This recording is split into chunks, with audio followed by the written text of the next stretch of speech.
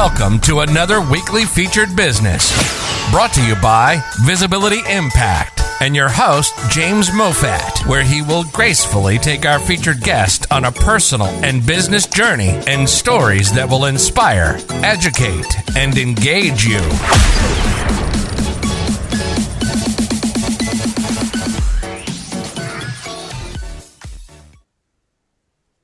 Hello, and welcome to another Friday Featured Business, brought to you by Visibility Impact and your host, myself, James Moffat. Today we have our 136th guest, right, who's going to introduce herself in a minute because I'm absolutely terrible with surnames. So, Justina, welcome to the show. Yeah, thank you so much for having me. Should I tell you how to pronounce my last name right away? Oh, please do, yes. Yeah, so it's not that important, but it's Poskeviciute. Yes, it's a very Lithuanian last name. But yeah, thank you so much. Yeah, this is so exciting. Yeah. Say it once more. Poskeviciute. I'm not even going to attempt. Right. It's okay. Right. Anyway, Justina, so welcome to the show. So I'm just going to take you on a journey back to your childhood and to where you are now. And you're going to fill in the gaps, right? Ooh, yes. And for anyone listening to the recording, then we will have all the notes afterwards on YouTube and on the audio on Spotify. So you can reach out and connect to Justina afterwards. There'll be all the links there. And you also, which I'm going to allude to now, have a podcast. So we'll talk about that as we get there. So before we get going, it's always nice to know where the guest is living and where they're originally from. So, Justina, where are you from and where are you living? Yes, I'm from Lithuania, which is a small country in Europe, north of Europe. And I'm currently actually here because I'm a bit on a holiday visiting my family and friends. So, but there are other places on that journey. But yeah, I'm from a very small place, like a tiny village in Lithuania, and very humble sort of origin story. But I don't know if you want to ask me something more specific or I should just unload it. No, I mean, Lithuania is good enough. But you said you're there on holiday at the moment. So where are you living? Yes, I'll be going back to Brazil after Europe. Yeah, I've been a bit like like different places in South America. Then I'm back in Europe, but the plan is to go back to Brazil, where I used to live many years ago. So South America in general and Brazil definitely afterwards. Right. So I'm just going to ask you then, what made you or took you to Brazil in the first place? That was, well, actually, since I was younger, I think many young people think that, I should explore South America, which is obviously a wonderful place to explore and a big one. And even back in my university, I took because I took Spanish, I took Portuguese as well, Brazilian Portuguese. And then many years later, I was in another country. And then sort of my one job assignment ended abruptly. And I decided that, maybe it's time. Sorry, it sounds very mysterious, but there's so many steps in that story. And I decided, maybe it's time to just move to Brazil and, improve my Portuguese and just see how it was really. And if it was a country where I wanted to stay a longer time. And in the end, I did. And I really liked it. And I stayed there for 3 years, which is like a long time for me because I've been moving around kind of in general.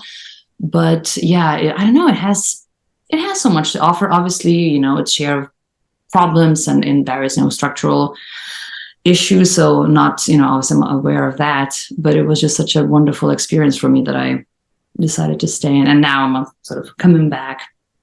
So but yeah, it's like maybe Brazil, this feeling, and I followed it. Yeah. Do people think you're Brazilian? Sometimes it depends. It depends on how much people know about Brazil, right? It's such a diverse country, and I could be somewhere like from the south, where the more like white European sort of Brazilians are.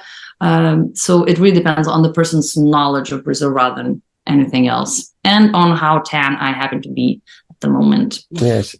Yeah, I say that because my wife is Brazilian and she's more from the north of Brazil, but we've traveled all around Brazil. And I mean, exactly what you said in the south, in Santa Catarina.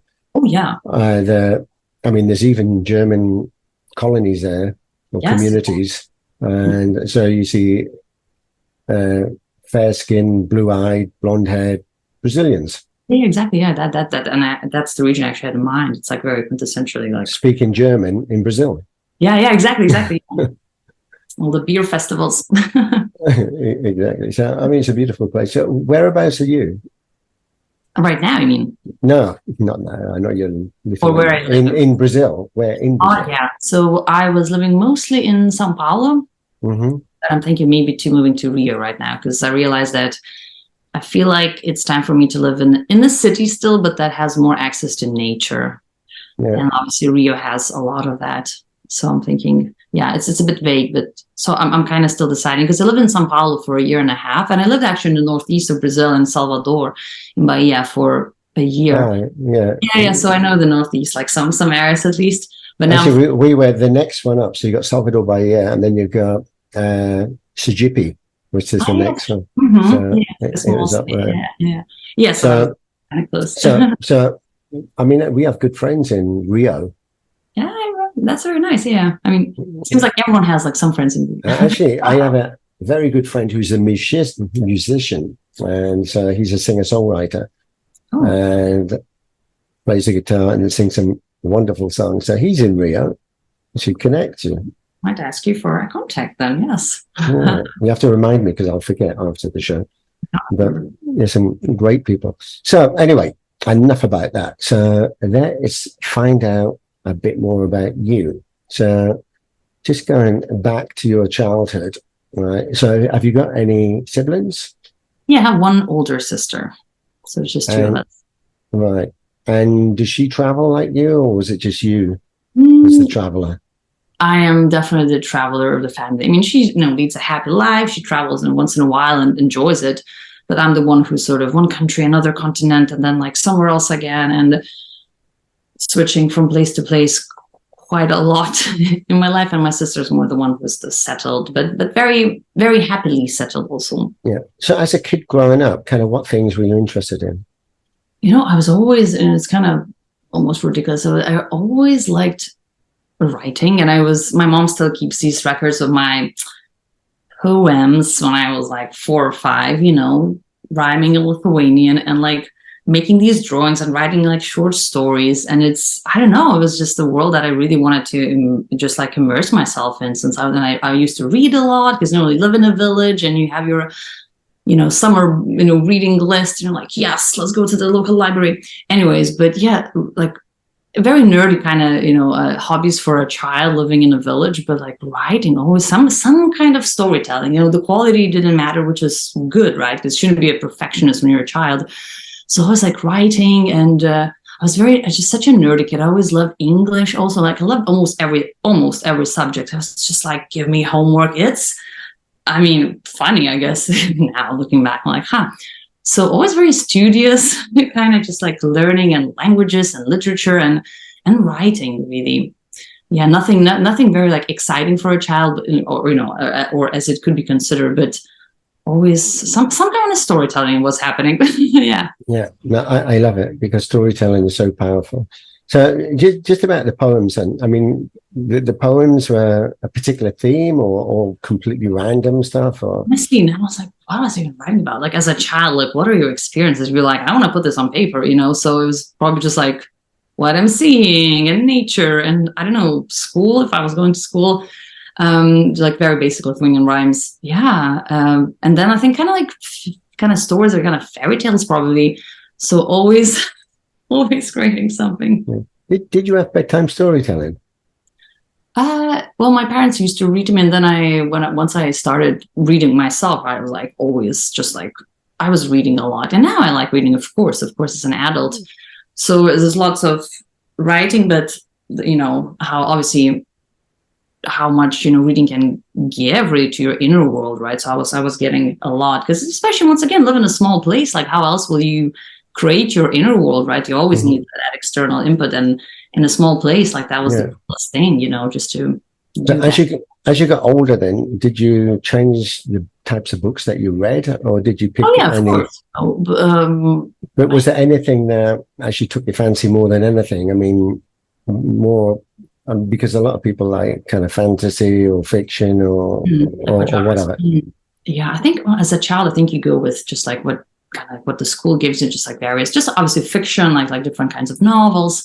And then I think it was me and my sister at a very young age were like all these like, it sounds very weird, but like these like horror, not horror, but like semi-horror stories for kids. That was like a subgenre for like young readers. I realize it now.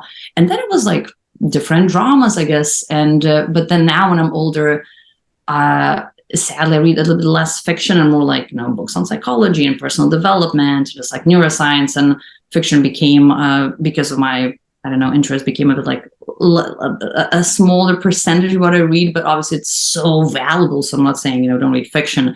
And then, obviously like university days, then you just like read, especially if you study social sciences and humanities, like you have a lot to read. So you just do that. But of course, I think, if you follow your interest, especially with books, then, you follow your interest and, you read about that. If you're like, oh, Buddhist psychology, oh, this, and also then political science, which is kind of my also academic area. So it's still a mix. Obviously, it's still a mix. And I'm just so glad I kept it. And it's also sad when you see people, like kids who don't read. I'm like, no, your whole life will be different. So besides that, as a kid, were you into sports or outdoor activities or other stuff? As a child, I will generalize, but as a child growing up in Lithuania, like everyone plays basketball. So that's like a given. You just like, everyone just shoots, and like at school. So that was like always there kind of, but I wasn't a sporty kid really. Because it sounds so sad now, but because I'm from a village and like every summer meant like some working in the fields and picking berries. And it was just like, so I had this, it took me some decades to go back, like nature is great. But as a child, like, summer and like being outside means doing work. But then of course you play outside as a child, play your interesting to you games. But yeah, it was it was like field work and then very nerdy child. But then I kind of kept the nerdiness, just added some movement to my life as an adult. Yeah. Excellent. So tell me a little bit more about kind of schooling and your academical kind of background and any particular subjects that you chose that you wanted to study further. Yeah. So I went to it's like a tiny school, like our village school. We had like maybe 200 kids, like max, like at any point. And now I think it's like much less of everything happening there. Anyway, so it's like a small school. And then I went to high school in a different town because my sister was studying there. So my parents wanted to send me to a better, and it was all public, because in Lithuania, you don't have many private schools. And my parents really couldn't have sent me to a private school. So it was like good. So it's public education. I was just very glad that my high school was actually excellent. It was so good. And it had the International Baccalaureate, the IB program. We were the first generation, which is usually, I would say, very expensive in private schools. I don't know how we got it for free. So, and that was all in English and, like fewer subjects. But for me, languages, I always enjoyed languages, English, especially like literature, history. History was always there. And I think I would say that geography was one of my favorites, because in Lithuania also you get like geography is like economics and geology and a bit of astronomy. It's like a very broad field. And for me, geography was always, I don't know, James, I think because I could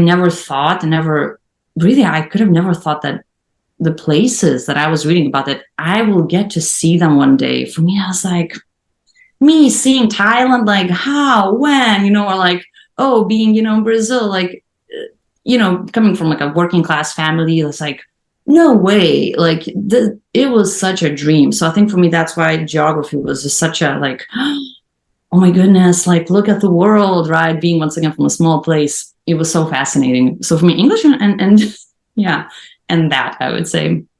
So when you were studying geography, was there any particular countries then at that time that you thought, I must go there? Oh, I think places a bit further away, let's say like, oh my God, the tallest waterfall, that's in Australia, right? Like that, that's in South America, oh my goodness, or like the Mekong, like, oh wow, like look at that. So places that are kind of, or like the world wonders, and you'll be like, oh my goodness, to see the Taj Mahal would be amazing one day, obviously, as it is. So I think especially places a bit further away from Europe, even though even places in Europe were not within reach at that time, but just just understanding how really vast the world was, and not even daring to hope to see like a little bit of it. I think for me, that's what made it so fascinating, studying that. At what age was it that you decided that you're leaving Lithuania? Oh, I mean, it wasn't like I'm going, but it's the same. I think it's that desire to see the world. I always thought it'd be, and, those are the times where like you didn't have any like fancy or any kind of like exchanges in schools or universities, so I was like, oh my goodness, to study abroad, like abroad doesn't matter, like especially like the US. I was seeing all the American cinema, obviously, hey, Hollywood is a big deal. I'm like, study, like, oh my goodness, being on a campus and having like a tiny, cute, college town, like that was, very literally foreign. So I had this like, oh my goodness, that would be so cool. And, meet people from around the world and, coming from a very homogenous country also, like that's the contrast. And then, I somehow, I don't know how exactly, but when I was in my last year of high school, I started applying to American colleges, not realizing how, not insane, but like how unlikely it was that I would get in with, with a lot of financial aid. My God. And I did. And one college said yes to me. And that was the launching pad to everything else. I mean, my high school was already kind of launching pad to my university, but that like studying abroad, in a good university, I like meeting people from different countries, having good professors, people, adults who treat you like another adult as well, and, respect you and they guide you, which is not in any university, not in any country you have that culture in universities. So it wasn't really like I'm going, it's more like if I can. So you applied and got in? Yes. To where? Which university? It's Gettysburg College. It's in Pennsylvania in the States. Yeah, it's a Gettysburg, that is the small historic town, and it has a college as well, and that's where I was. And when you told your parents that, I mean, was it like, oh no, how are you going to go away? You're going to leave us? And I mean, how did people react? I talked to Mom like much later about that, and she was saying, like, she's like, I don't know, because I didn't know what I was thinking, and I was like, I will try. I didn't know like what SATs were like, just like a month before. It's crazy. I didn't know at all, like anything almost about like how to get. Anyways, so my mom was saying, she was like, okay, I'm gonna support you obviously with your decisions, and just like as much as we can. But she was like, I didn't expect that, and not that she didn't believe in me, but it was surreal to her as well, like to my mom, my parents. And even though it was the first time, I was like many years ago, but when I left home for like a proper long time, so it was difficult obviously, but they were also so happy and so proud of me. It's like, oh my goodness, you're going, like you're doing what you wanted to do, you got the money to do it, like that's and for you, I mean, were you apprehensive then? I guess, I mean, leaving your hometown to go to the US and go somewhere different and be on your own. Yeah, it was. Or you welcomed it and you thought, yeah, I'm up for that. No problem. Oh yeah. I mean, obviously, you have the fear, some kind of fear is always there, but it was just so exciting. It's such an incredible opportunity that still now, as I'm saying, I'm like, did it really happen? But it was just, I was so happy. I was so happy. I was to go there, and it was such an amazing experience. Like I mean, obviously, from 18 to 22, like these are any year in your life is important, but like important age. So it was just such an amazing, experience I had, and the wonderful friends that I made, like kind of like young, but like very, and there was like more like progressive, students, and the teachers were really cool also, I thought. And also to get to see a bit of, the States, I mean, as much as I could, and some conferences, it's like, take me somewhere. So, but to be abroad, I was the only Lithuanian in that college until like the last year when another professor came from Lithuania, a very cool guy. And so it was because my whole, like, from a young age, I was like the one to go, like the only, person to go from my small village school to that high school. So, okay, I had to socialize and make new friends. And then like, I changed classes. So like I did the same. And in Gettysburg, it was the same thing. It's like, if you want to socialize, go and talk to people, like go and make friends. There's no like, oh, but my old friend is here. It's like, no, like socialize, and that push, that changed my life. I guess you were speaking English before you went. Yeah, obviously my English was, I thought it was excellent, but I didn't realize how much of an accent I had, but it really helped, obviously, that, yeah, it polished everything. So then, yeah, so languages that you speak now. So you speak Lithuanian, Brazilian, Portuguese, Brazilian? Yeah. I also took Russian in school, so it's like intermediate. It's very incorrect, but I speak it, yes. And then I took Spanish in university, and I actually spent 1 year in Spain. And thankfully, that was like many years ago, but then I regained it more recently. So I speak Spanish and then Brazilian and Portuguese. And also, since I lived in 2 countries in the Middle East, I took Arabic, but obviously Arabic, the progress is not that fast, but I do speak some Levantine Arabic also. Wow. So that's kind of jump forward a little bit, because I want to get to where you are now, what you're doing. But you mentioned a number of countries there. So I'm interested to know how you came to go to these countries. Was there a reason for going? And just one thing that I want to capture just before I forget, you were also on an HBO film project, right? Now, where does that fit into this? Oh yeah, oh my God, James, that was such an opportunity. Like, my goodness. Because actually, interestingly, one of them, so I did a double major in college, and one was political science, with which I then continued a master's. But another one was film studies, because for me, storytelling in film, especially for me, is so fascinating, so interesting, really cool.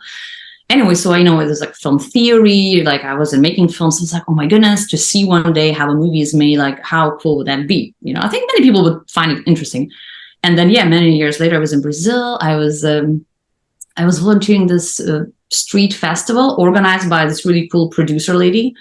And then later on, she was looking for a non-professional actor. So kind of like anyone living in Salvador, where I was living, to be in this project. And I was like, maybe me. And somehow, I don't think there was lots of competition. I wasn't like talented in a way. Anyway, and I got in. It was a mini TV series, and I wasn't in one episode, one of them, And it was like a 3-month project. But it was, oh my goodness, it was so cool. I was, especially being the actress, like, like you're just picked up and then you do the thing, and like you see how much other people are working. Like, I'm the one doing very little, actually. Anyway, so it was very interesting, and to see, how movies are made from the inside out. And it's like, oh my God, that's a real camera. I'm traveling. Like, yeah. And just the people I work with were just very nice and just very dedicated. And the director is really cool. And I got this small training by this really nice man. So I was like, it was just very lucky. I was just very lucky, and it was such a cool experience. I loved it. I was like, could I do this for? It's like, you're not professional. I was like, could I still do it? Maybe it was just so much fun. So, have you got a copy of the recording? I don't actually. I should ask the director to, because that was 8 years ago already. It's like a longer time ago. But it was released like 2 years later, so I think I could get it. But at the time, like I watched it in the studio, let's say, because I was in São Paulo. I should ask. It's like a very, it's HBO, but it's not like a very big project. But you had a speaking part. You had a speaking part. No. Yeah, it was like the 2 main characters. So wow. It was. So I should ask for a copy. Yeah, you should get it. Just the experience. I'm like, I would have paid people to like put me in it. If you can dig it out, I'll put it in the notes afterwards as well. I know there's a trailer somewhere, like that's accessible. No, that would be good. So, do you sing or dance or play an instrument? Oh, I like that question. It's a very promising question, very disappointing answer. As many people, like what to do in public and private, I was very different talents, at least. So I really enjoy singing, and I've sang in public, I think in my university once, in some like celebration in my village, a very small thing. But I do enjoy some like singing activities, and I feel like I should join soon some kind of a company of sorts. Dancing, oh my goodness, nothing. I'm very bad with I'm very uncoordinated. Like, it's very difficult. An instrument. I took the no Brazilian salsa dance or anything. People like, as a woman, you just need to you don't understand. It's very bad. Like, I'm good with rhythm. I actually took drum classes, and I was okay, like the drum set. Like, I get the beat, I can dance to the beat, it's just not gonna be an actual dance. I'm like, the rhythm I understand, like, I know, but yeah, but it's also, I think, talking about, like, you know, challenges and fears and how you see yourself and insecurities, to do something more physical. I think for me, like, you know, like, I like movement, you know, I you know, different, you know, like, I, you know, exercise, whatever, but to do something more like this, I think, like take like a dance class. That's definitely, like, where is that opportunity to overcome something? Dance. But you're a comedian. Aren't we all? No. No, I'm just reading the notes, and it says I also, by, like, lots of luck, I did, like, a quick, twice, I think, in Brazil, did, like, a very small, you know, you have these, like, different, like, comedy clubs, whatever, and it was, like, a friend of a friend who was organizing something. He's like, would you like to perform? Like, you know, so in front of, like, in the end, it was like 7 people. I'm like, I'll take that challenge, yes. So I did it a couple of times in Brazil, and then one in Budapest when I was living in Hungary, and that was not very good. But it's, you know, it's nice, to take that challenge. Say, you know what, I'm going to do something very uncomfortable. It's probably going to be very bad, and no one's forcing me, but I'm going to do it. I think it's so healthy. Yeah. Now, actually, that reminds me of overcoming a fear I had of public speaking, because I was, for many years, I was a pitching judge. So I'd be on the side, and if startups were pitching, then I'd give feedback. And I was good at that because I enjoyed it. I could watch and analyze and see where they were going wrong or what was good, and give them feedback. But I went to an event, and they had 5 public speakers, and there were different themes every month. And I'm happy to be a judge, right? I'll give feedback, right? And then at the end of it, they asked for the next month, and they needed 5 volunteers. And I'm keeping quiet. I am not going on that stage, right? So I'm happy to be the judge, and I think I've got my place secure here. I'm the judge, right? So someone said, "Oh, we've never heard James on this stage." And I thought, "Oh shit!" Right? So I'm looking the other way. I didn't hear anything, right? And everyone said, "Yeah, we haven't heard James on the stage." I thought, "Oh no!" I'm like, for a reason, right? So under my breath, I was saying a few coarse words, but then I thought, yes, I'd love to, right? So anyway, it's a long story. This is in the book, right, that I'm writing at the moment. So I won't give away too much, but to overcome fear, that was the best thing ever, because way, way, way outside of my comfort zone, something I really did not want to do, although I've done speaking for sales and stuff, but to do on stage, and no. So when you say about telling jokes, I mean, you have to be, what sort of comedy was it? Were you telling jokes or something? And in which language did you do it? So 2 were in English. One was in English, and I think it was Portuguese, but mostly it was mostly English. It was just some phrase in Portuguese.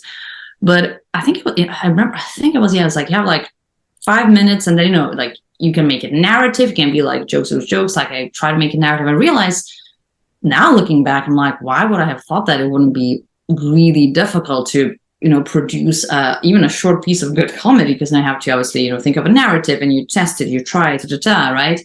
And I was like, I'm just gonna say. I was like, no, that wasn't.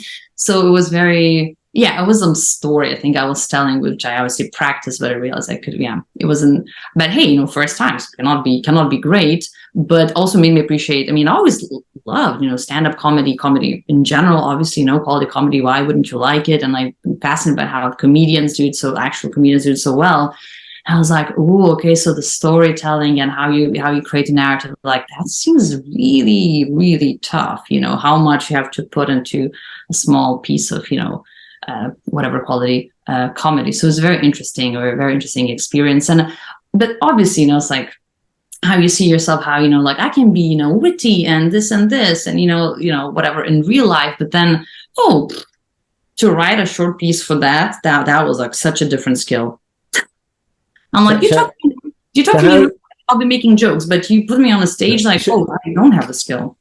So with these jokes, like, or were they more situation comedy? There's more like a narrative, like I was doing this, and then obviously one was, I think when I was telling in Brazil, the story was about like learning languages, because actually the audience was like a group of Brazilians in this kind of like a language school. It was like a after work kind of, like happy hour, whatever thing where, people talking English. And I thought, oh, okay, so everyone's learning a language, right? So I can make, tell some stories about me learning a language, how, like very humbling experience, usually learning a language and some, comedic sort of situation. So, and then I compared something about I think I talked about learning English as well, because obviously I had to learn English too.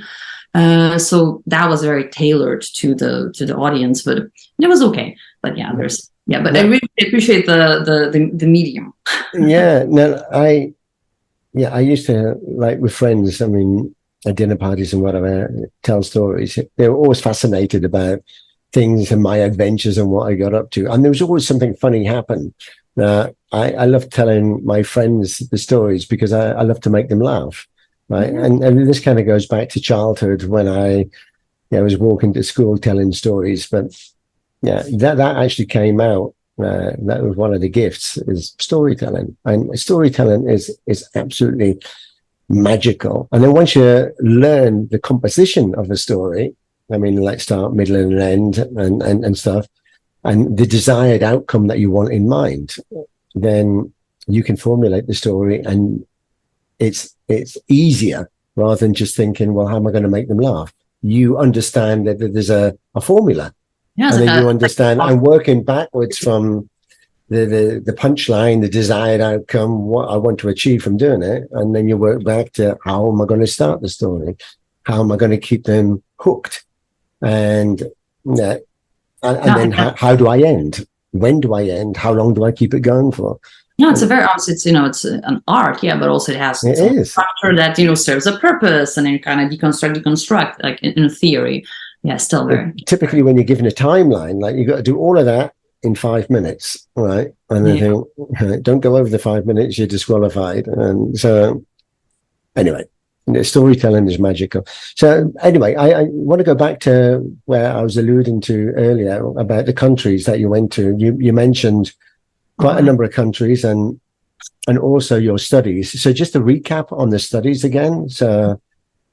Yes, I did in college, I was a double major. I did political science and film studies. And then later in life, I continued with political science a bit more.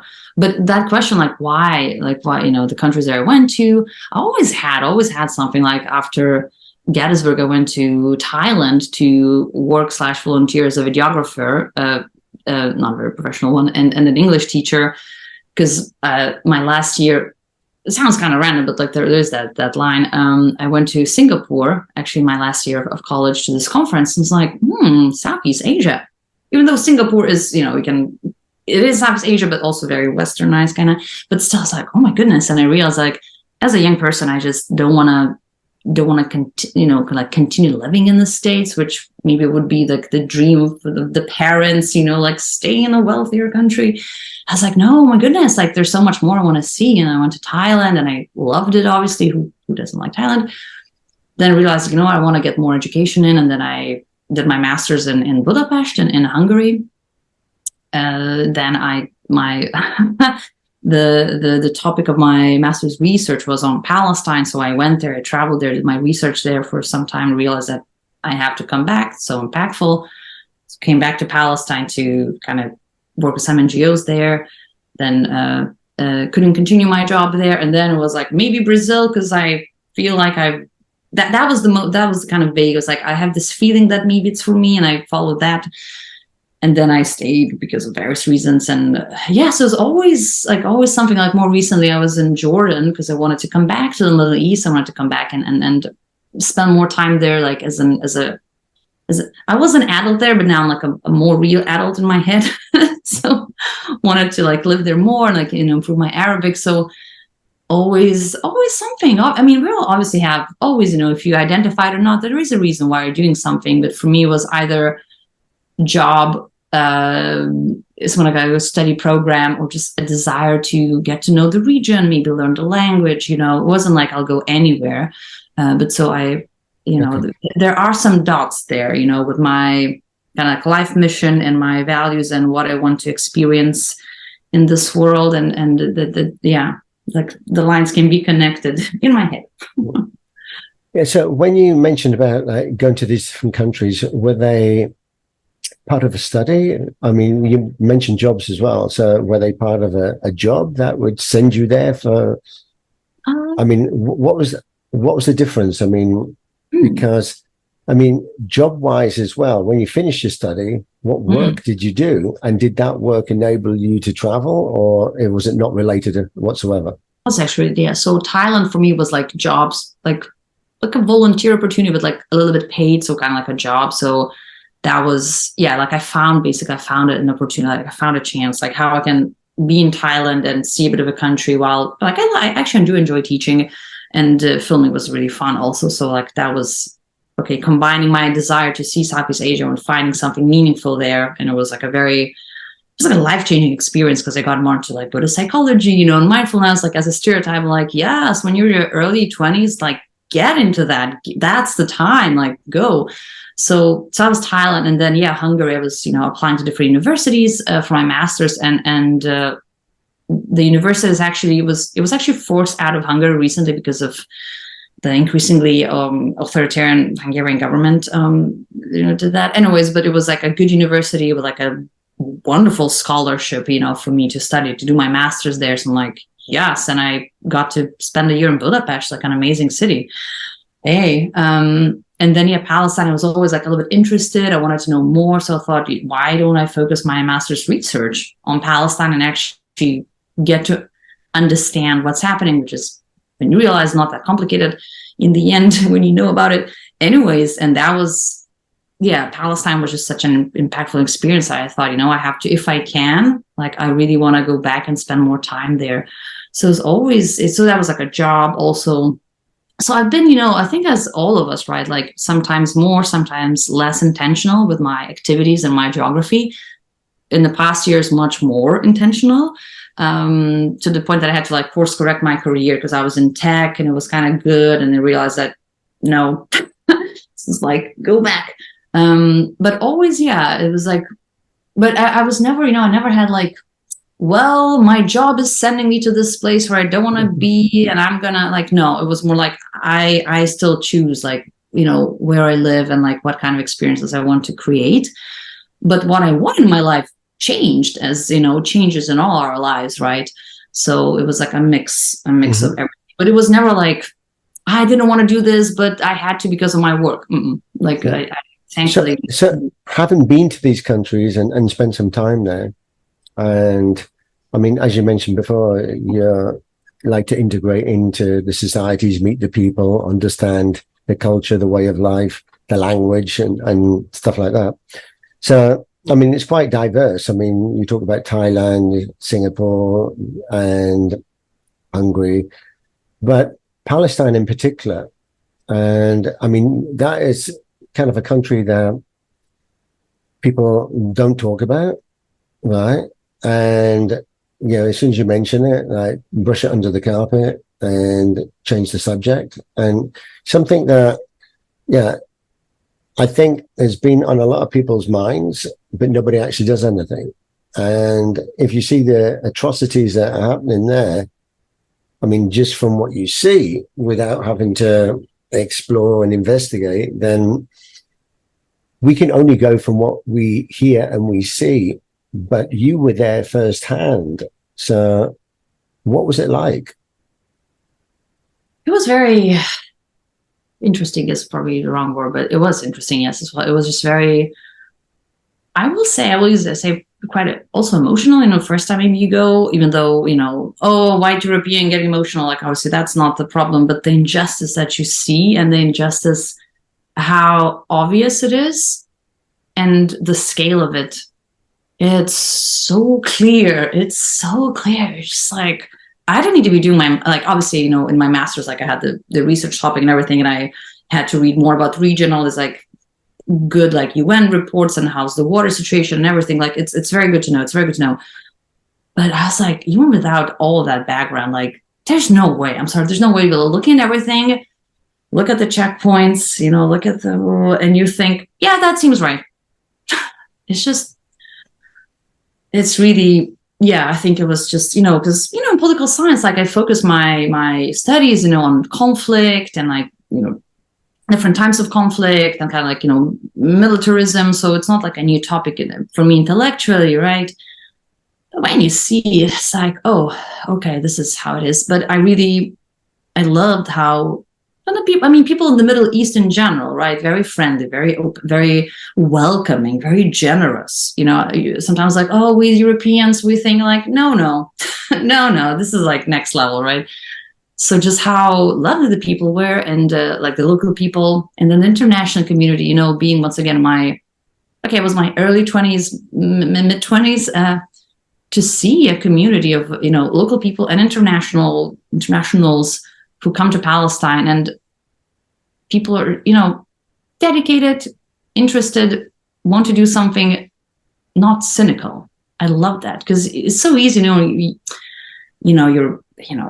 young, but you think you're very knowledgeable, and it's easy to slip into cynicism, I think, and be like, oh, like, what are you trying to do here? But to see people like, no, I want to do something, and I'm not going to be embarrassed by that. I'm not going to be. I'll try to do some kind of a small part because I know. So because I've seen it. For me, it was a big deal to do something. Okay, sorry to interrupt. So why did you in particular pick Palestine to go to, and how long were you there for, and how was it like? I mean, getting in, surely, I guess you go through Tel Aviv or the Israel first, and then you have to, and then, and there's probably 101 questions you get asked a dozen times, because I know I've been to Israel, and you ask so many questions about the same thing repetitively. Just don't change the story, right, or the answer. Right. That's actually not easy. But in my case, I chose Palestine because I said, like, I felt like it's like a topic, because growing up, like once again, I studied conflict. That was interesting for me, but you cannot study like every conflict in the world. But when I was in Hungary, I was like, actually, Palestine, maybe I could even go there on a scholarship that I could get for my master's, my research. And it's like, that would be very nice. If I can actually go to the place, and it's like, I would love to go there. So I got that from my university, and James, I just didn't know. I just didn't know that there could be so many. I'm so glad. Otherwise, I think I would have changed my topic probably, but that it can be very difficult to get into Israel for, various reasons. And I just had a lot of luck, really, because, first I'm like traveling, and I was interviewing some NGOs there, and just, it was in Palestine. But then, actually, once you're in Israel, to cross to the West Bank, it's not that difficult. Actually, people maybe don't know that, right? It's like take a bus from Jerusalem. Anyway, but then to come back to Israel later on, that was more questions, and some things you really cannot say, right? You can you're not doing anything illegal, but just the fact itself that you live in, let's say, in Ramallah somewhere, like that's not great, right? So. So it was always kind of stressful, and there was lots of luck. I think I could have been rejected. In the end, I was, but I could have been rejected, oh my God, earlier. But so I spent like 3 weeks traveling there first, doing my research, came back to Hungary, and then came back and stayed for less than a year, like 9 months maybe, that was like as much as I could. So, did you see any hostility while you were there? You always, the everyday, as I call the everyday humiliation, right, of people like, oh, there's a checkpoint suddenly, and then these huge lines between two towns that are in Palestine that people cannot cross, and you see sometimes maybe it's like a protest is about to happen by this big checkpoint, and you see maybe like a tear gas is sort of like coming somewhere, and you're like, I'm not gonna go there. But as a white foreigner, you don't, plenty of things, obviously, they don't affect you directly, and you don't see them. You're not a child being arrested at night. Not going to see that unless your friend says, my family's house was raided today, which I've heard my friends say, and that would happen. So you can really, with your white privilege, you can dodge so much.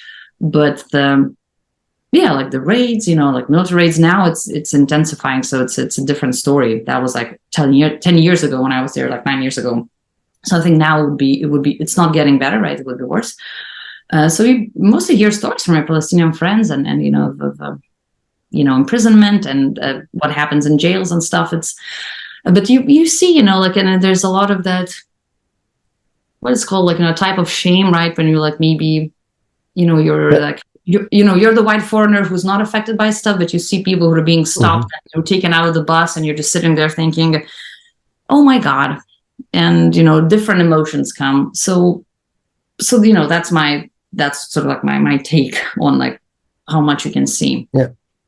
I mean, it must be really quite frustrating in going there and feeling also powerless to not be able to do something, and also seeing two sides, conflict between the two sides for nothing, right?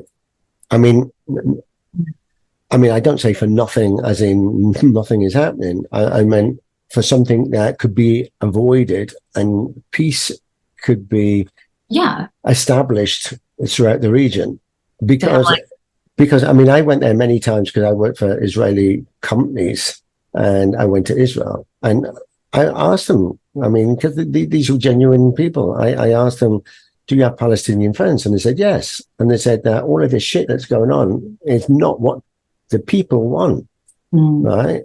They have got friends, both sides have got friends, and they're just human beings wanting to get on with each other's lives and support and care for one another. But the powers above, right, don't want that.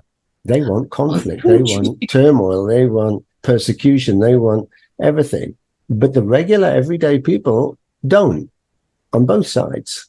I know, it's like, who would want to like be born or like created this kind of society? It's like supremacy, and I think it is scary though to see who people still vote for, right? And like what parties get to power, and that's still an indicator of like, oh my goodness, like where's the political alternative, which is kind of small.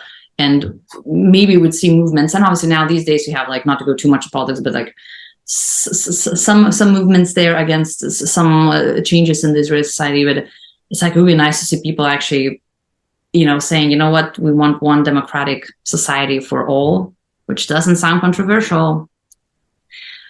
But it's not happening. Yeah, I mean, having studied political science and having traveled the world, and particularly gone to Palestine, then if you had a magic wand, right, what would your wish be?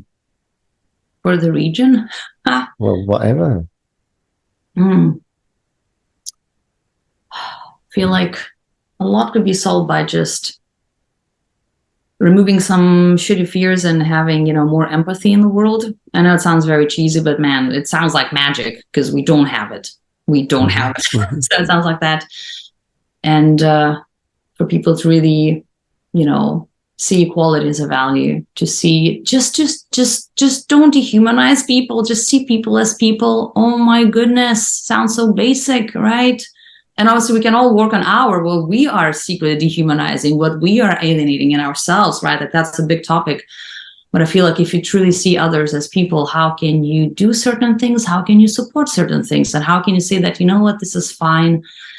And, so this would be like, it's like, that would be part of that wish, I guess, just can we agree on that, that like, this is important and this should be happening.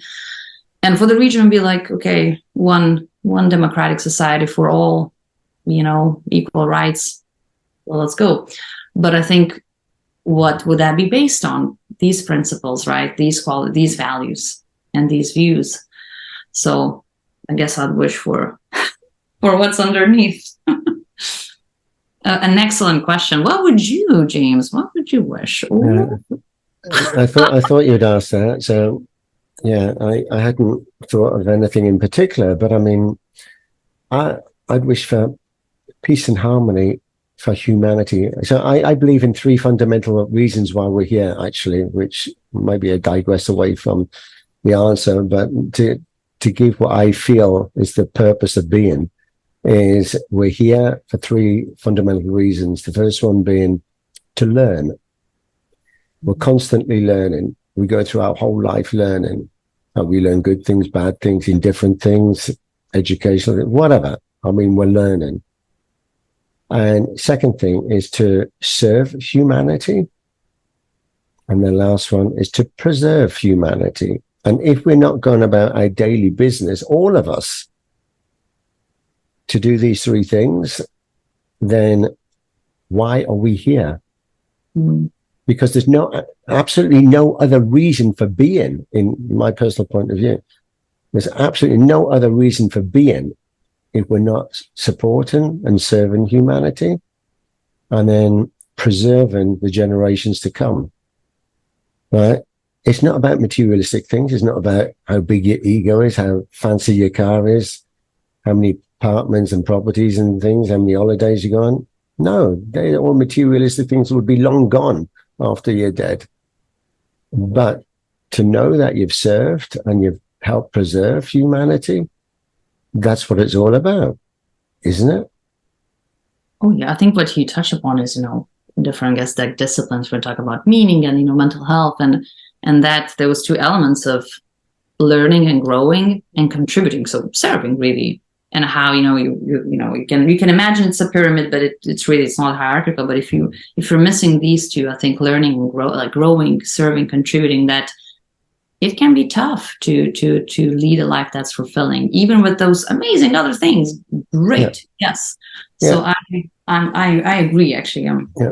Because underneath it, if you umbrella it, underneath it all, serving humanity is about how we can make people equal, how we can feel better, how we can help with mental health, suicides, conflicts, everything else. So, but it's about serving humanity in every possible way that we can for well-being and quality of life, right?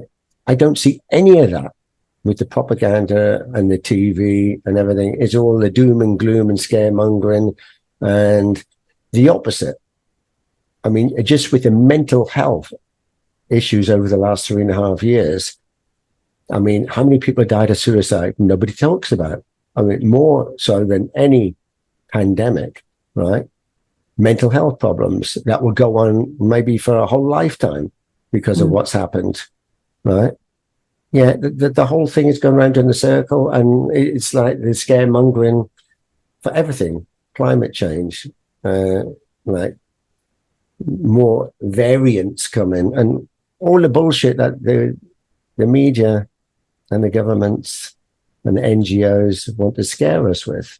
And it's all wrong. Where at one stage are they saying about well-being, quality of life, equality, and about the 75% of the population on the planet that are the have-nots in poverty. Yeah. There is enough wealth and abundance of everything that we ever desire. Nice. It's just, the 1% of the greedy, rich elite want it all for themselves. And they'll stop at nothing to make sure they have it all. And that means wars, conflicts, turmoil, persecution, everything because of that. So, there's a lot of things that need to be changed. And anyway, what's the antidote? Like, what are the values? What do we focus on? Yeah, exactly. So, but in saying that, so you do your own podcast, and you have two things. So you're talking about mental health now, which we'll just switch over to. So tell us about the podcast and how you got into those, and then switching also the mental health. Was that kind of a byproduct that came from looking at people in Palestine and other places that have challenges and problems, and you've seen that it's not just a conflict and kind of survival, it's also the mental health of the people.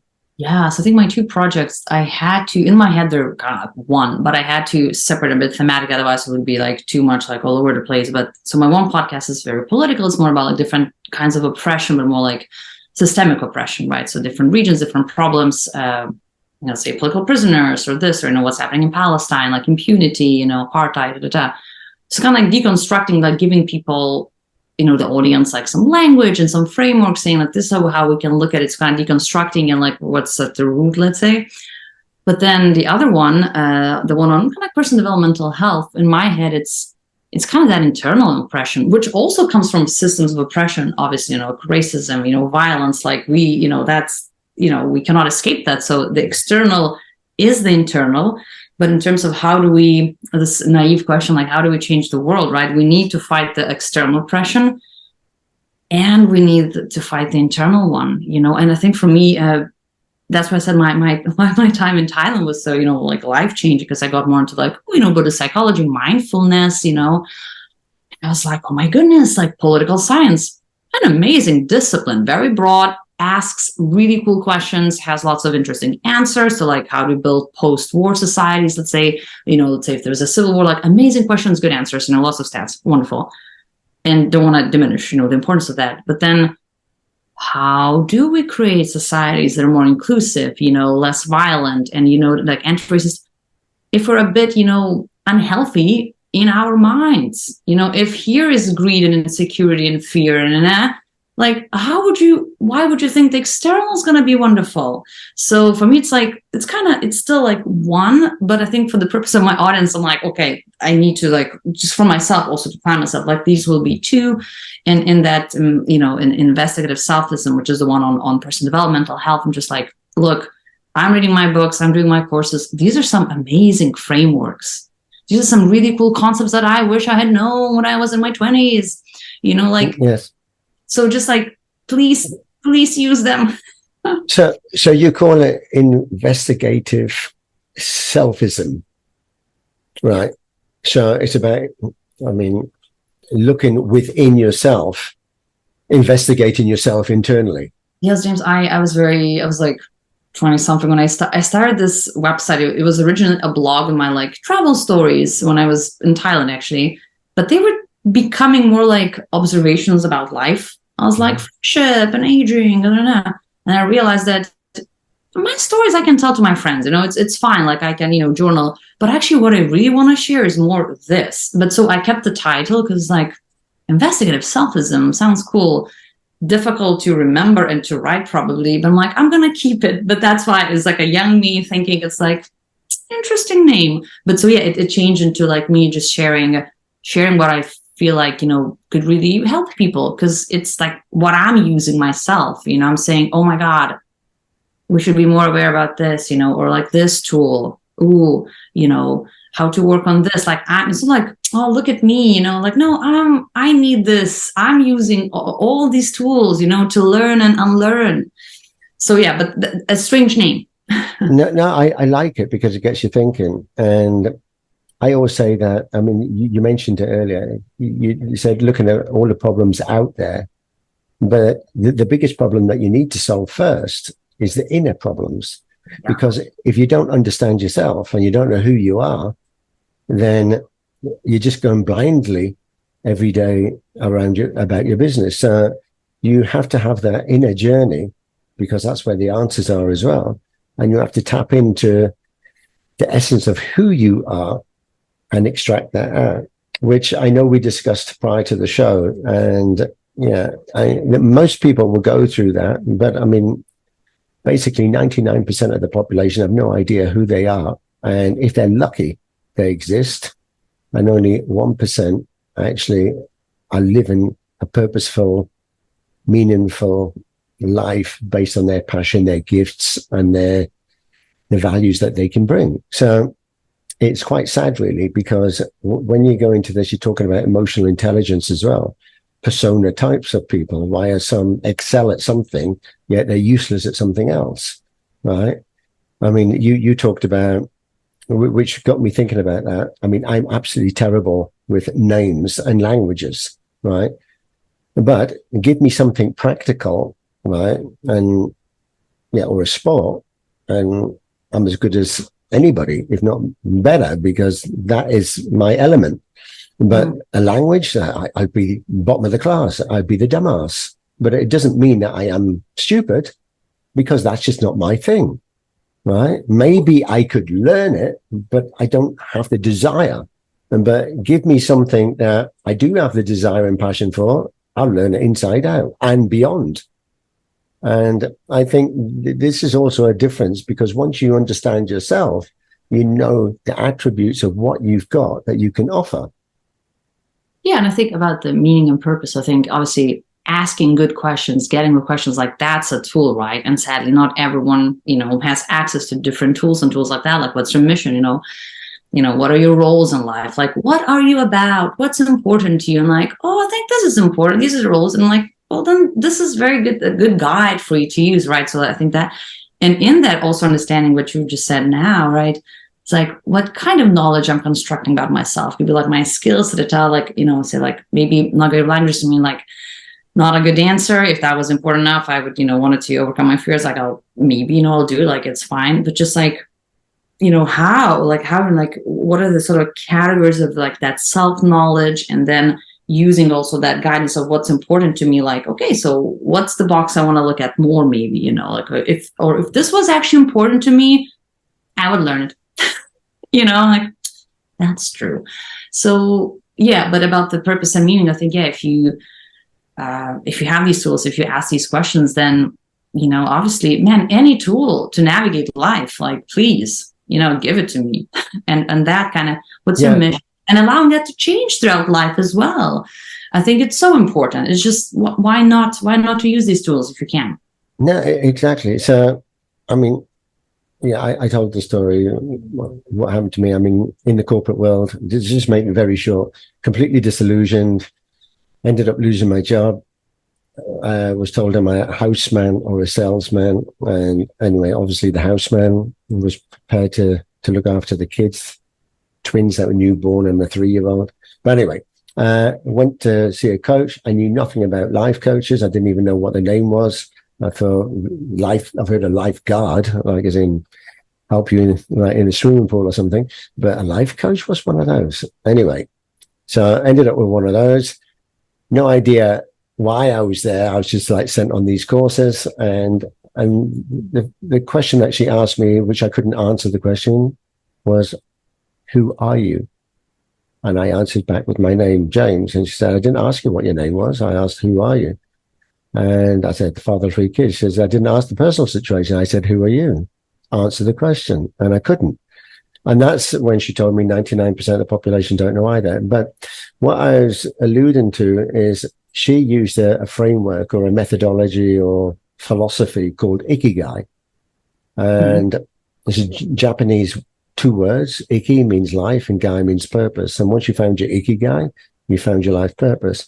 And so 6 weeks later, I knew exactly who it was. And I was absolutely blown away by it, because it's all the things that I knew anyway. It's just nobody, exactly what you said, nobody had asked me the right questions.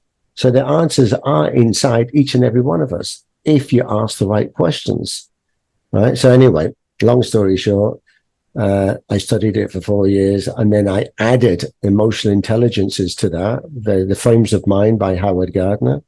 Then after that, the persona types of people. Why do people, and then you can help anybody. So that is the tools that I use. But I mean, you can use for mental health many, many different ways.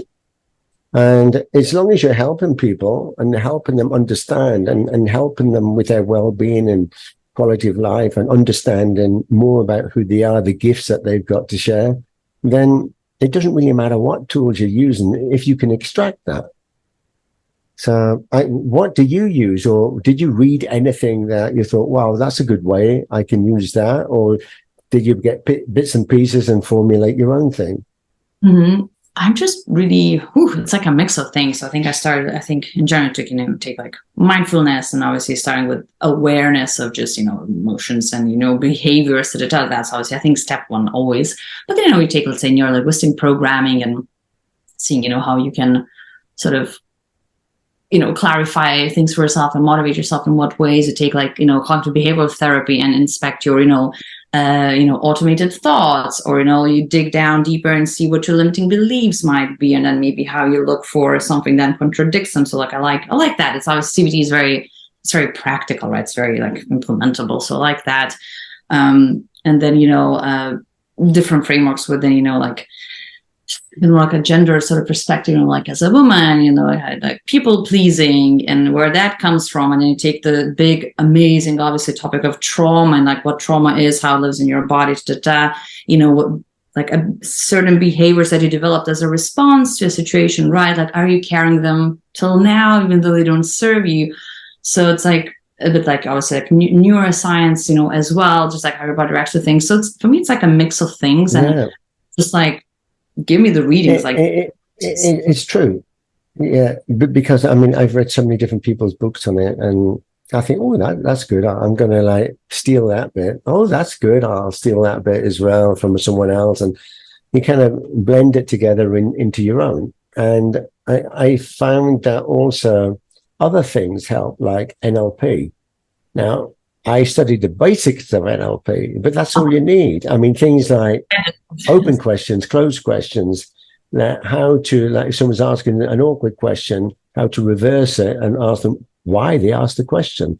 And then, but to understand that, because that's used in every day, and many salespeople and politicians use it like to avoid questions or to embarrass the person that's asked the question, right? So there's many things. So there isn't any kind of one thing fits all or one thing will solve everything. It's not like that. And we're all different as well. What might resonate with one client doesn't mean it's going to work with another. But you need kind of that bag of tricks that you pull out the appropriate thing at the appropriate time for the person that has that problem.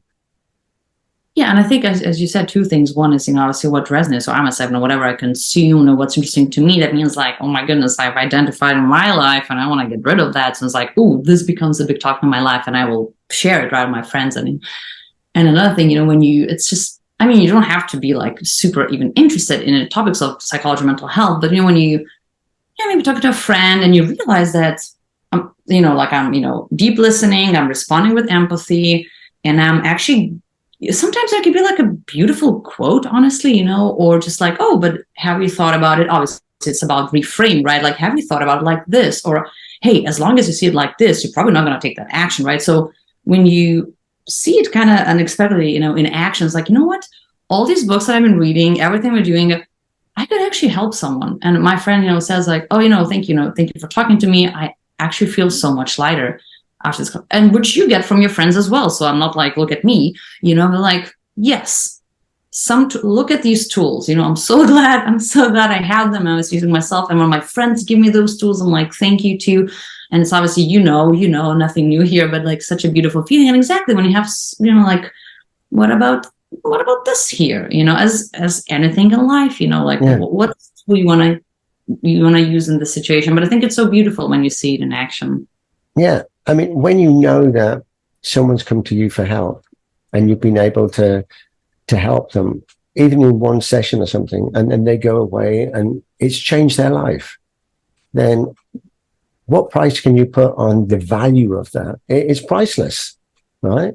Yes. I mean, I'm not saying that you should charge like crazy money for doing what you're doing. I mean, whether you do it free or you charge or however you do it, it's not any of anyone's business. It's the satisfaction that you know that someone has got a challenge or a problem and you've helped them. And yeah, it's an amazing feeling, because you're leaving them. That's why we're here, to help serve humanity. And yeah, I just wanted to like come on to more about, so what is it that you do day to day? I mean, kind of job wise. I mean, you mentioned, which we haven't really gone into the detail on. So you have a podcast and then you have the mental health. How does that fit together? Are there two separate things or one in the same? So they're two different projects, right? So it's like a website with, so both of them have almost the same format. So I have one, the Exploding Head is for politics, Investigative Selfism for mental health. So I have, podcast episodes, I have my political articles. Also I post a bit more on my social media when I, because there's so many amazing things. I just want to amplify the voices of other people, right? So it's like the whole thing. And for the other one, I have also podcasts.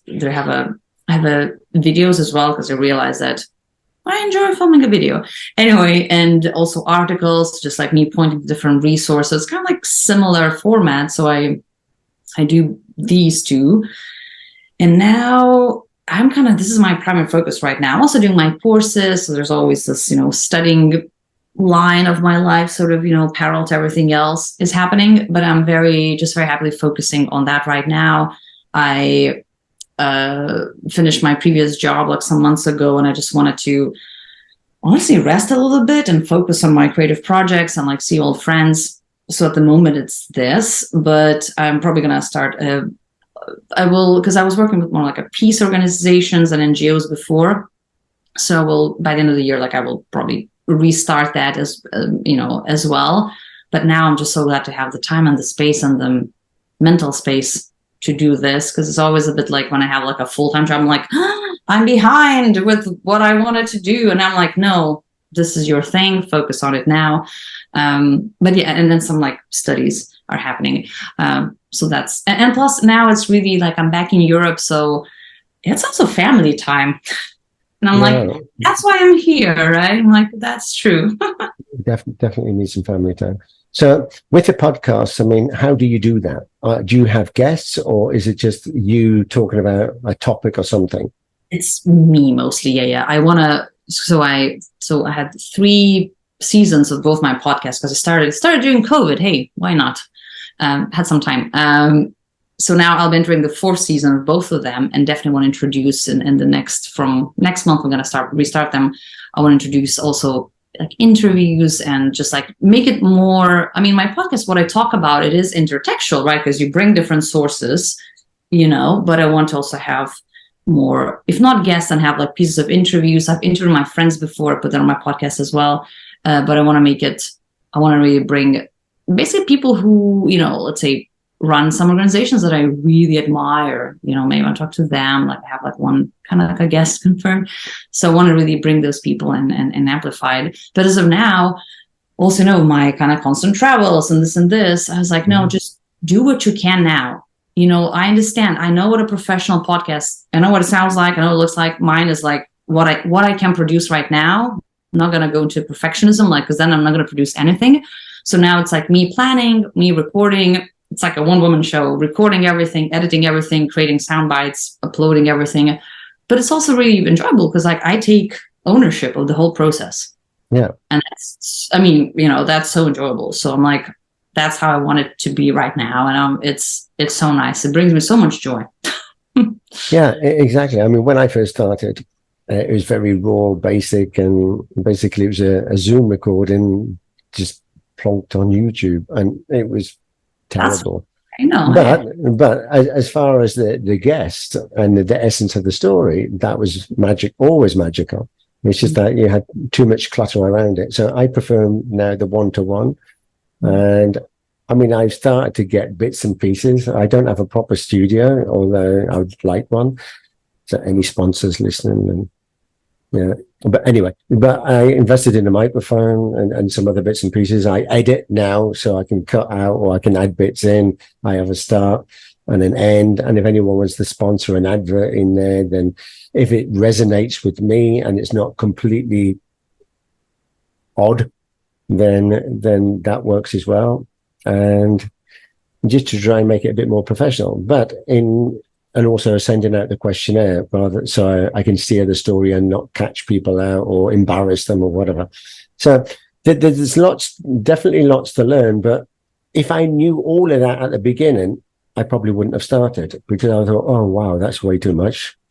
So you have to start somewhere, and it might be raw and amateurish, but it's a start, and then you improve, and then you get better, and then you can learn without having to. I used to script things, and it used to be embarrassing. Like, I've lost my notes now, and where am I going to read?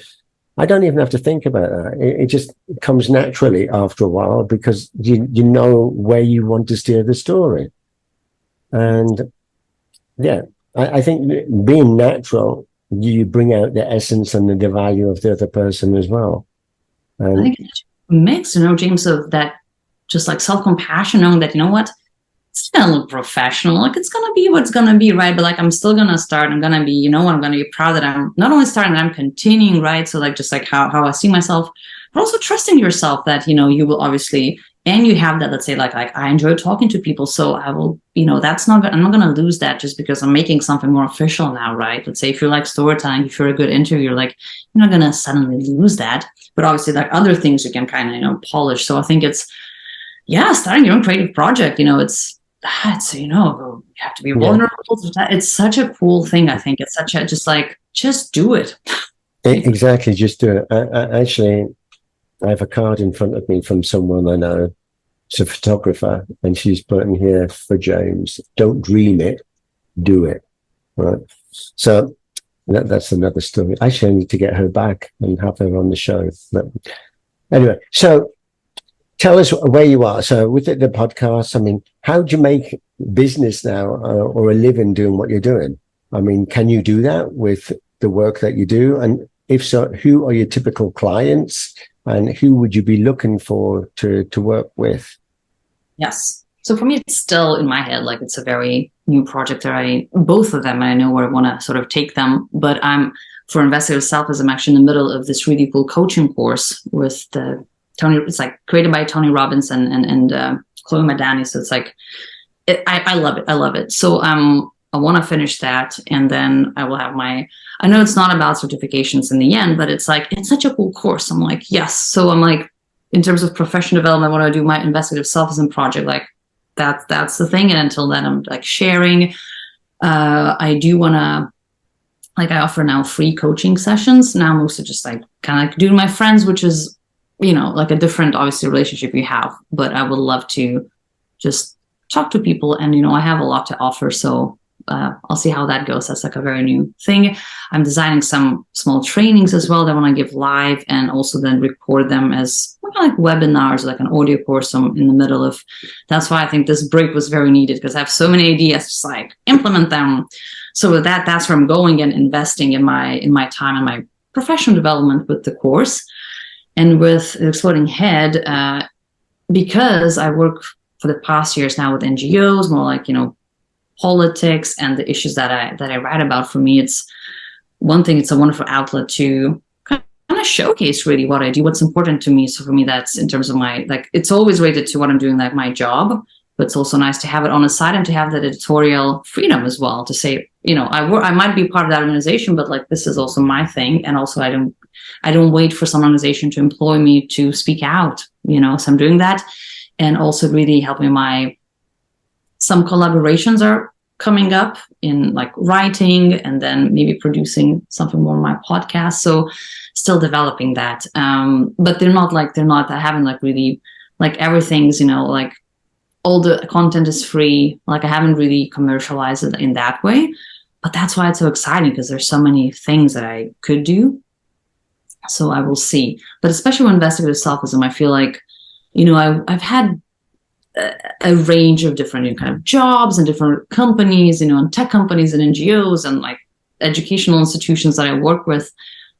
But it's really the working more directly with people that I really, really enjoy, and it energizes me. We can all do many things well, but like what I really enjoy is like, no, when I work directly with people. So for me, Investigative Selfism is also about that. Like that's sort of like, that's the trajectory to actually, work with people.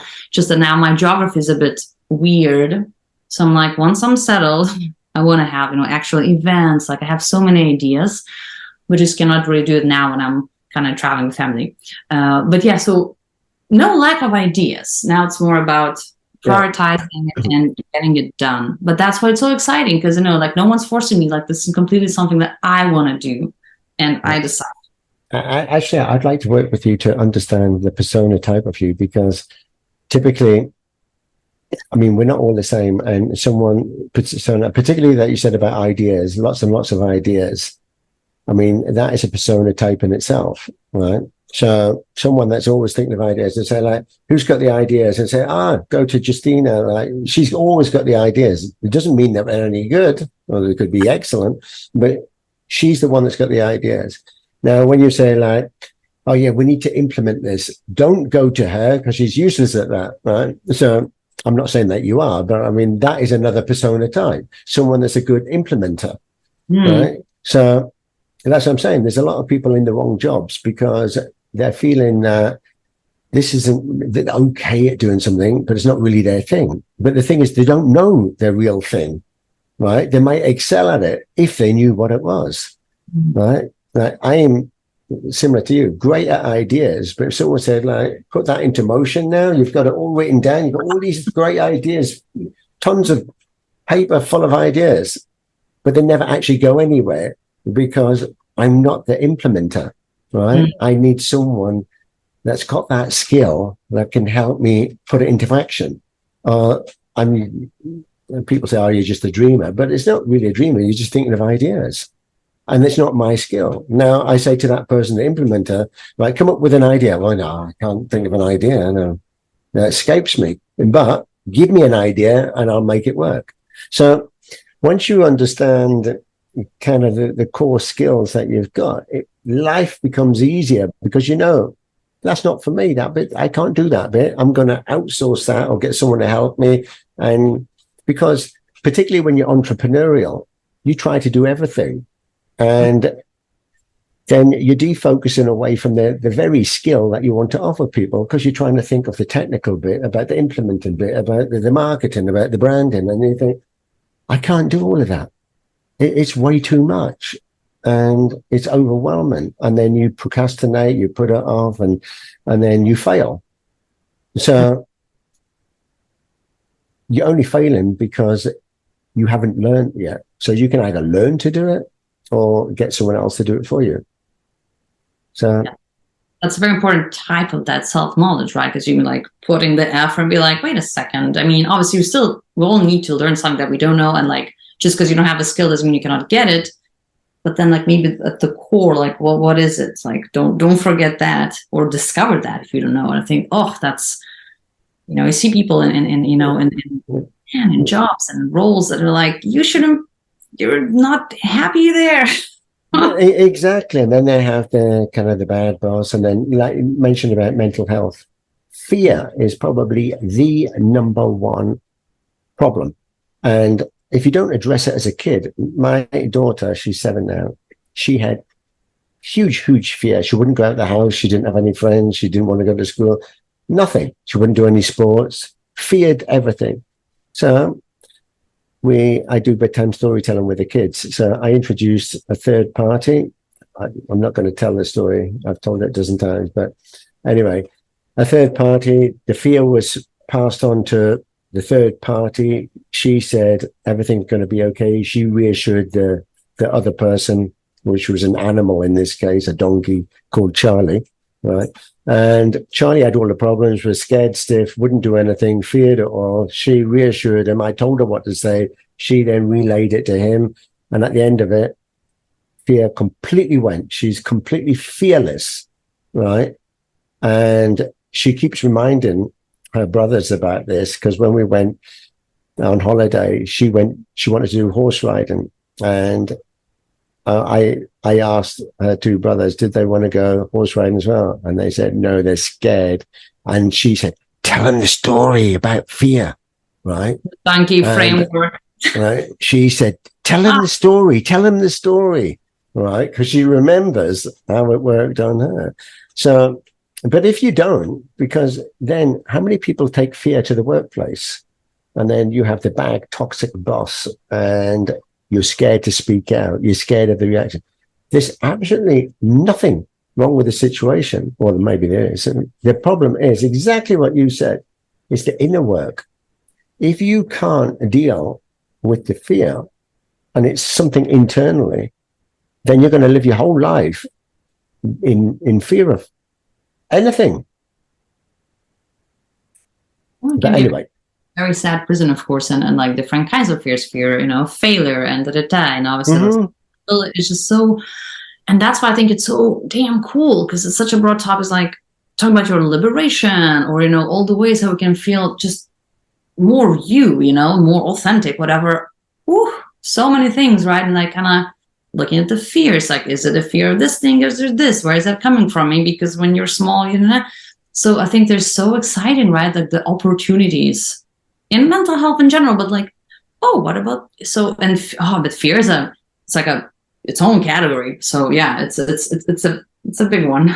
Actually, my guest last week from Alaska, I mean, she also talks about mental health, but particularly around substance abuse and drugs and rehabilitation and whatever, and suicide and stuff like that.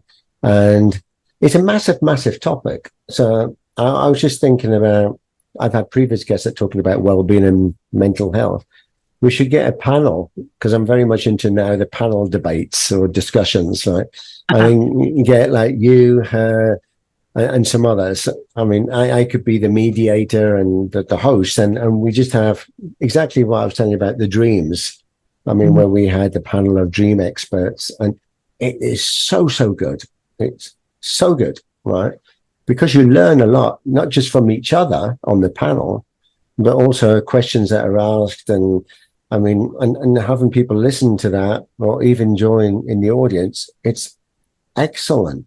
Because it can solve a lot of problems, and it's free advice. Yeah, sometimes I think with mental health, or health in general, you know, some things are so damn actionable, free tools, especially like neuroscience, right? Like from things like go for a walk in the morning, get some direct sunlight because it helps with melatonin, even in the, even in the evening. So things like, cool expression, like so many things are, you can do it today. It's free.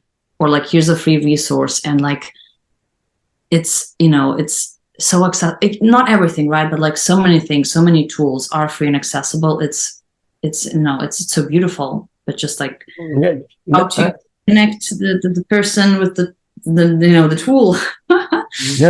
No, exactly. The thing is, you mentioned tool, but you also have to mention guiding people. I mean, I don't say I'm a coach per se. I say I'm a guide. You have the answers. I'm just guiding you to the answer. Oh, right? Yeah. Right? Because again, to say, I'll ask the good questions, but yeah, exactly. Yeah. Everything is about questions. I mean, if you ask the right question, they'll have to dig deep and find the answer. Mm. Right? And you take them on that journey, and they have the answers. They'll come out with it. It's like, I mean, you talk also about storytelling. When you work with kids and you ask them, what is storytelling? You're not going to tell them what storytelling is. They have their own interpretation of what a story or storytelling is. Ask them, and they'll tell you. What's it feel like? How long have you been doing it? What type of stories do you like? Then you get this interactive storytelling. And there's a huge difference between storytelling and interactive storytelling, which is bi-directional dialogue. And you learn so much more because they have the answers. You're just going to ask them the questions. And when they feel that part of it, they'll open up and tell you more than you ever imagined that you're ever going to ask. No, it is, as I said, it is magical. Just like it's kind of like on a very personal, like more like individual, work note than say when you journal, right? It's like, what's the difference between, I'm just going to, like, here's a questionnaire, I'm just going to respond in my head. Like, no, like take a piece of paper, write. I'm like, oh my God, what is this? I am discovering so much alone, right? But obviously with the person guiding you like that, like also like how much like, I didn't know this was in me. Like, exactly. That's where that guidance and that magic, where they come in. Mm. Anyway, Justina, you have been a fantastic, wonderful guest. I could talk for hours with you. I know we did talk a lot before the show. And we have been chatting prior to this. So you're absolutely a wonderful, wonderful person. I love what you're doing. I just want for you now to leave the audience with either a message or what's the best way to connect with you, and then how, connecting with you. I mean, I know we typically use LinkedIn, but I mean, there's probably many other ways. What is your YouTube as well? My last name really obstructs the connection, but you can find me, you can Justina Poskeviciute on LinkedIn. I'm on Instagram. I have different accounts. I have my own, which is public. I have one for the Exploding Head, Investigative Selfism, and these are also websites, and these are also podcasts. And Investigative Selfism is a YouTube channel, so just Google any of these, you will see, or my name, you will see them. But also on Instagram, like I'm very active, posting more. So I'm there everywhere. And if a message, yeah, very good question. But I guess if you're here already, right, if you're an audience member, that means that you, not only that you have that curiosity, but you're following it. And in my case, like in my life, like just following your curiosity, which can be a privilege sometimes, I understand, but doing that can lead to such amazing things and good people and interesting topics, right? And you know, so many wonderful and, you know, characteristics you can develop, and, you know, interest and just experiences, just, you know, not denying that for yourself. I think with that curiosity, and then we go to mental health, you know, hey, what can I do in this case? You know, going about politics, changing the world, right? I think so much is with that, starts with that curiosity, that just always kind of try to find ways to fuel that in ways that are meaningful to you. I think for me, at least, that's just such a beautiful thing to do in life, and not to forget that, you know, it's there for you. I think, just to add to that, kind of an important message. I mean, when you say that, I mean, do things that you want and everything else, people will say, but I can't do it and whatever. The thing is, they fear, or they're coming out of their comfort zone, or whatever it may be. And the thing is, there's that old expression. I mean, you can help others, but you can't help others. I mean, like, put your own oxygen mask on first, and once you're okay, you can help others. So, I mean, like in the plane situation. So helping others really makes it easier when you understand yourself, because you understand what you've gone through, and then you've been out there to seek advice and help and guidance to extract what it is that you're holding inside. So once you know yourself, it's easier to help others. And yeah, changing the world, you'll say, oh, I can't change the world. But if everybody thought that, nothing would ever change. So, but once you believe and you've empowered yourself through help and guidance, then you rise above it, and then you'll become fearless, and you think, right, if I can do it, others can. And then it cascades outwards, and then other people feel the same. Otherwise, you can, like the scaremongering, like I'm feeling down and depressed and doom and gloom, and then you talk to someone else, they feel in it, and before you know it, it's a negative vibration and everyone's feeling miserable. And I think, well, let's switch that. Let's focus on the positive vibration and the higher frequencies and the well-being and what we can do, and empowering ourselves. And you can do it. I will do it. I am doing it. Attitude.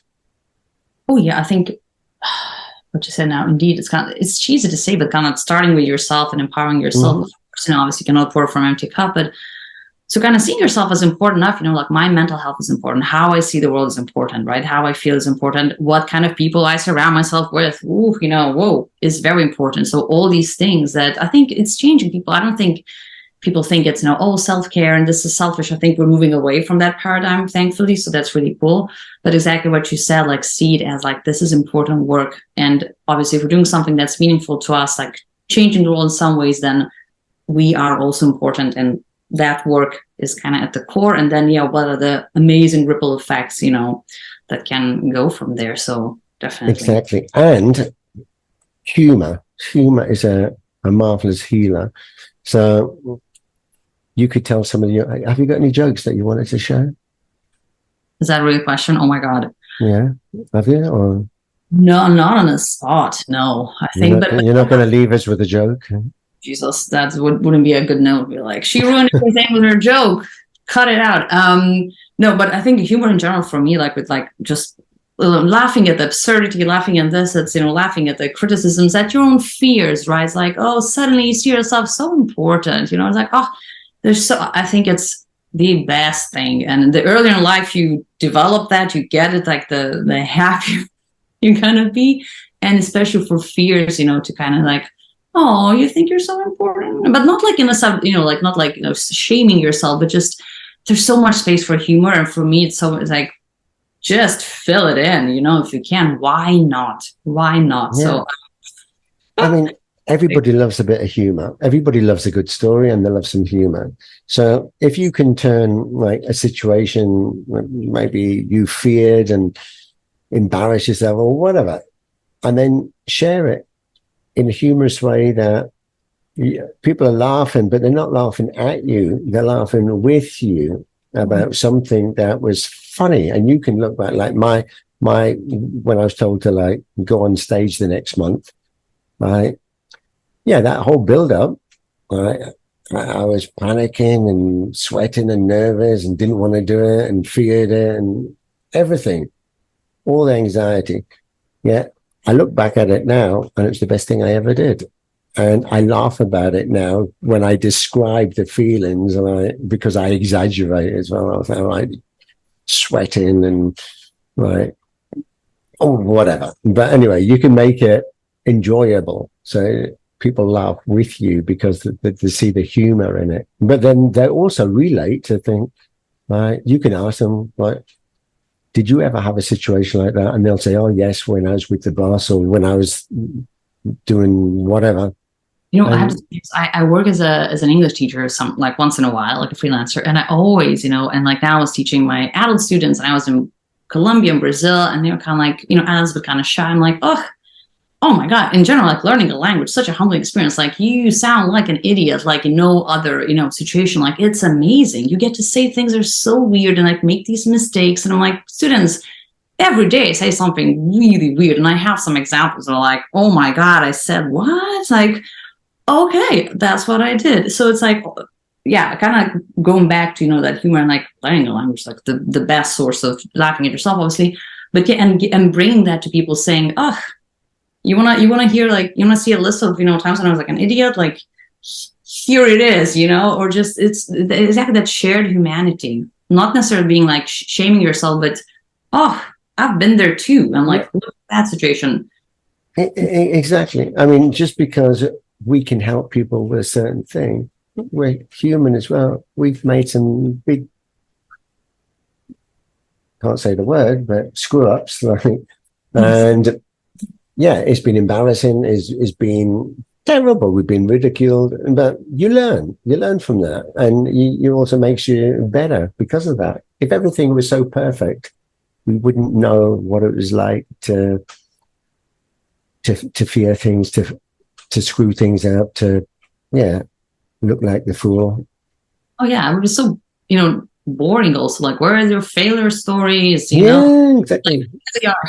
It's never actually failure. It's just we hadn't learned at the time. Learning that sometimes, like, I wish I could have had that learning from a different experience, but sadly, this is how I got it, and like that's the only way, you know, like through that, and like here's a learning, of course. Anyway, I want you to also dig out their HBO series or whatever it is, and see if you can share the link. It'd be nice to see you as an actress on TV. Yeah. Yes. Right. And yeah, I wish you great success in everything that you do. I love what you do. I think it is very much needed, and both topics. And I think you're a wonderful and marvelous person. I'm glad we connected, and I've learned a lot more about you now. Although this is still virtual, it's a lot closer than just chatting with each other. James, thank you so much. It's been so just fun and interesting and good questions, and I'm loving the connection as well. So just thank you. I hope the audience enjoys this too. So enjoy your holiday. Yeah. Maybe one day I'll see you in Brazil. Yeah, one of the countries. Yes. Okay, so take care and have a great weekend. Oh, thank you. You too. Thank you. Wow, that was another featured business brought to you by Visibility Impact. If you'd like to be our next featured guest or learn how James Moffat can help you leverage on the art and power of interactive storytelling for your business, reach out and schedule a call now.